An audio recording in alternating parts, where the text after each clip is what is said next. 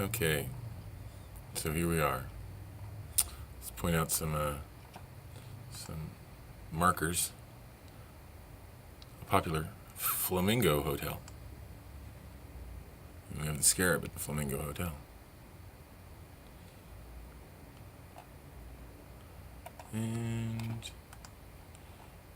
you've got X marks the spot. Take that off so you can see the X again. There's the X. The sun's right above it. And we've got the Masonic Lodge. And these are some unlikely monuments or unlikely places in Santa Rosa to connect together. In a way, they are unlikely. But when we do connect them together, we get the triangle. It might not look like a perfect triangle to you. It's actually a fairly decent triangle. I mean, maybe it should be an equilateral triangle. I'm not sure. The thing we're concerned about, though, is over here by the Mason Lodge.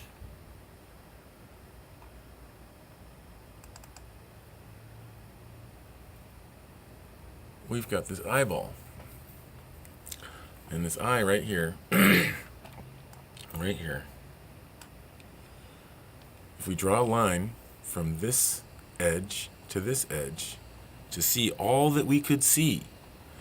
So if we draw a line through here, and then we continue that line, it'll cross through the center of the Mason Lodge, and it'll head out towards Los Willicos, the children's prison.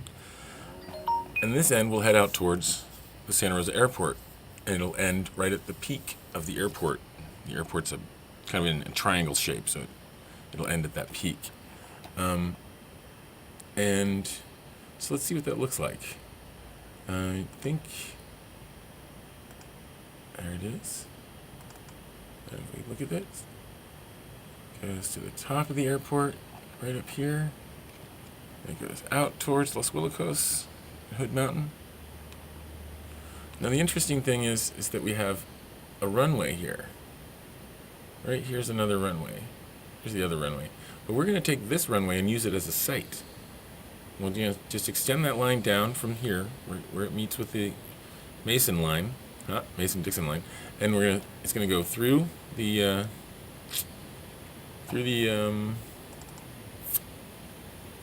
old airport. Here, why don't you watch? Here it goes. And there it is, Charles Schultz Airport. And there's the line. It goes through the center of the old Navy airport and hits directly into the center of the Cotati hub. And there's the Cotati hub. Now, if we use the old airport as a site, just as we used the first airport runway as a site, we make another line. And it goes from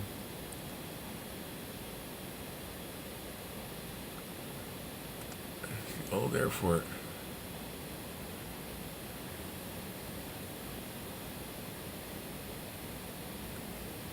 and then we can go from Annalee High School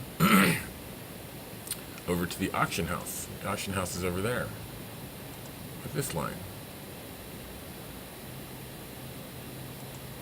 There's the Navy Airport. Let's light up the children's prison.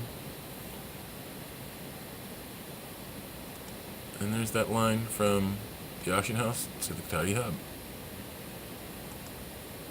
There's our Navy. I'm just highlighting it over there. We can zoom in on it.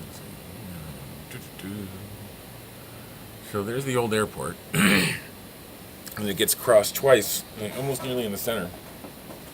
Once on the way to Cotati, and the other way down from Sebastopol to the let's see, where's that? This one. There. From Sebastopol to the children's prison. And so it creates this pentagon. Now here's the interesting thing about this pentagon, right? besides, it's nearly perfect, which is awesome. It's amazing. I was quite flabbergasted when I found it. These energy lines are there. Two of these energy lines that head towards the airport are flight paths. There is a flight path that goes over Cotati, over the old Navy Airport, and to the Charles Schulz Airport in northern Santa Rosa. So not only is there an energy line because there's intention for those sites to be connected energetically, but there's also continuous physical energy riding that line on a daily basis, charging it. All these areas at the points of the star are high concentrations of psychic energy, high concentrations of emotion. The airport has people lifting off and coming, landing and seeing family members. There's all this joyous jubilee, excitement. The feeling of when you do that first lift off and you get the plane airborne. It's an elated thought, an elated feeling. Annalee High School and the community center that's over there on Sebastopol, where that the Annalee High School. Hold on, let me get it there. Hold on. Okay, where's the Annalee High School? Yeah.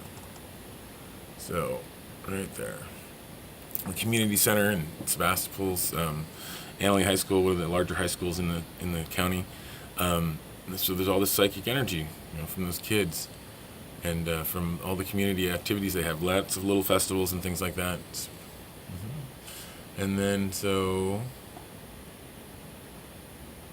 and over here, another place for a lot of psychic energy, the children's prison.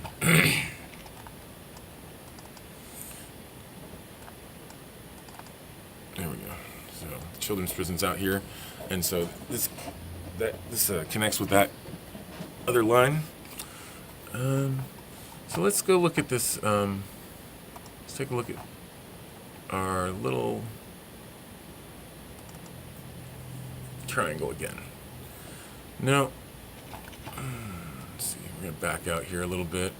Now, I'd like everyone to notice how the pentagon helps the triangle flow in a spiral, okay? And the spiral is going to look something like this. I guess it's, spoiler alert, here's our spiral, right? And so the energy, the psychic energy that the pentagram is collecting gets dropped off here into the spiral, or the matrix of triangles that are going to appear. The second leg of the spiral is the Flamingo Hotel. The Flamingo Hotel has a very large pool in the center of the complex. Very large pool. It's right in the center, right there. And that pool is a salt pool. It's one of the largest salt pools in Santa Rosa. Salt is a purifying crystal. So, the psychic energy is being conditioned. It's being purified. And so the pentagon will help the triangle make its way around the spiral. Let's watch. So there, just one whole leg of the triangle, or one whole side of the triangle, is part of the pentagram. That uses another whole side of it. So here goes another one. Ready? So that one touches from one leg of the pentagram to another leg of the pentagram. That one uses a whole side, is on the pentagram. That one, another whole side, is on the pentagram. And there you have the first hexagon. The first hexagon of a triple interlinking hexagon made of triangles. Lots of fun. This still touches the pentagram, the leg of the pentagram over there. This doesn't. That is not touching any of the pentagram, but all the other triangles use the pentagram in some form to make their way across. That touches the pentagram right there. This one touches the pentagram there. This one touches the pentagram in 2 places. That one touches the pentagram in 1 place, and to complete the spiral of triangles that create a larger hexagon, or 3 interconnecting hexagons, the last triangle.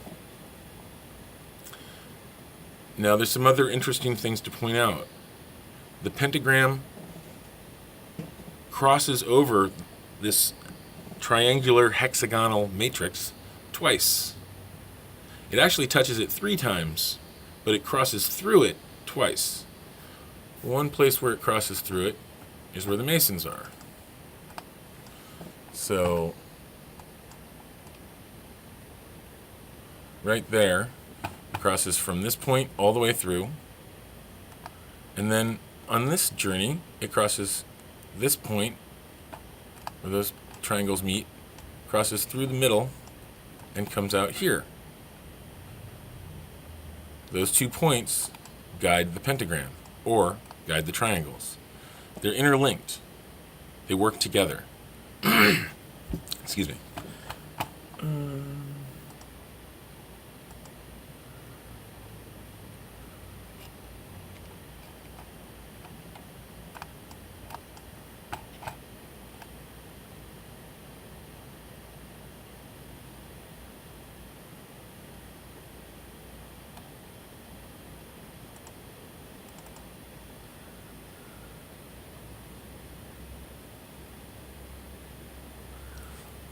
And that's what we have on top of Santa Rosa.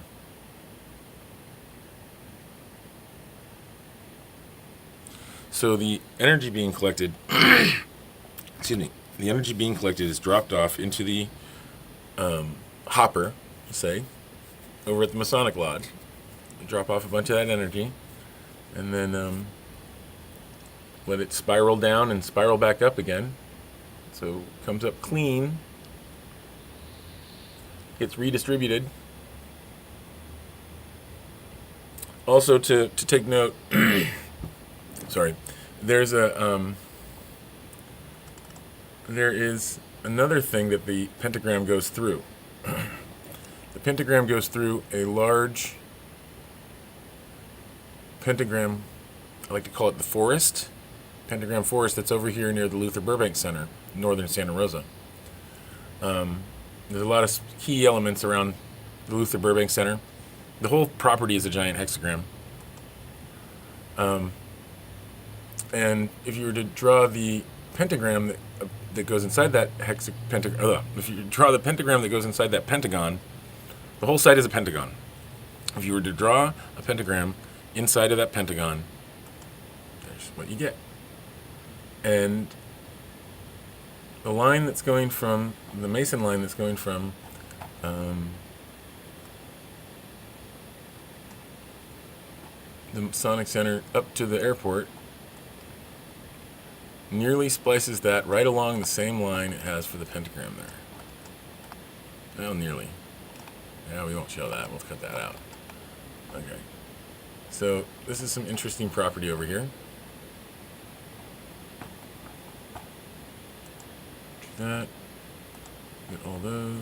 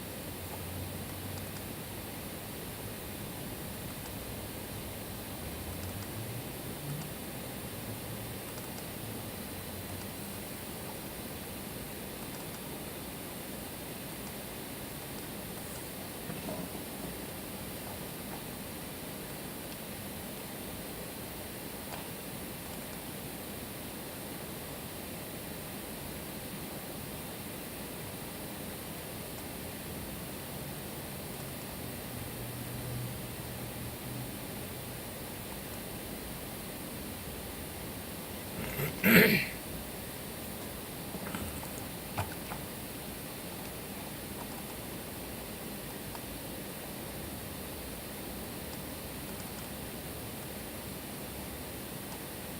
got the same line. Just parallel with those lines. Yep, that one right there. Parallel with that line right there. Goes right through the power center. Top of this giant pentagon. Sorry. Yeah, pentagon.